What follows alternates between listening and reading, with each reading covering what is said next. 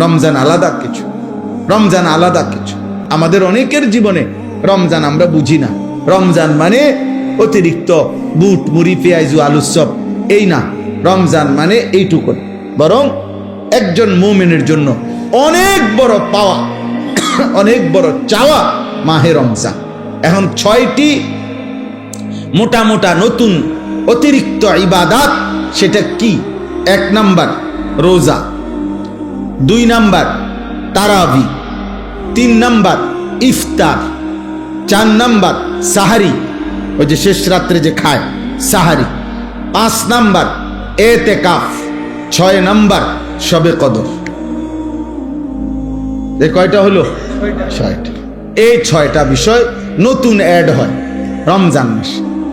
রোজা, তারাবি, ইফতার, সাহারি, এতেকাফ, শবে কদর। 6টা হয়েছে। রোজা বলেন, তারাবি, ইফতার, সাহারি, এতেকাফ, শবে কদর। এই কয়টা হলো? 6টা। 1 নাম্বার হলো রোজা। রমজানকে উপলক্ষ করে মহান আল্লাহ পাক রব্বুল আলামিন আমাদের জন্য 1 মাস রোজা ফরজ করেছেন। ফামান শাহিদা মিনকুমুশ শাহরা ফালিয়াসুমহু।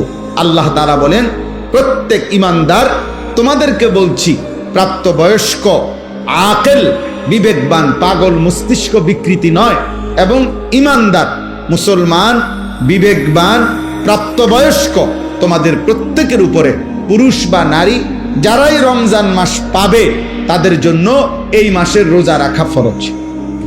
এই মাসের রোজা রাখা কি ফরজ।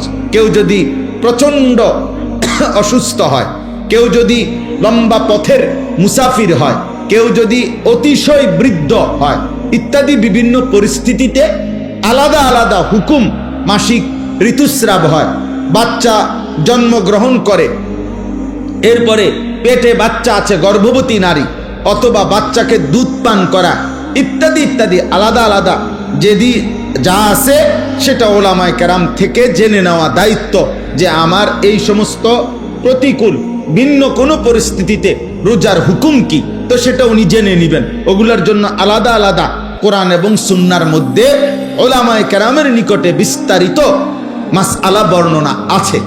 তাহলে মূল বিষয় হলো, প্রত্যেক প্রাপ্তবয়স্ক মুসলমান বিবেকবানের উপরে রমজান মাস এসে পৌঁছলে, মানে হায়াত পাইলে, রোজা রাখা কি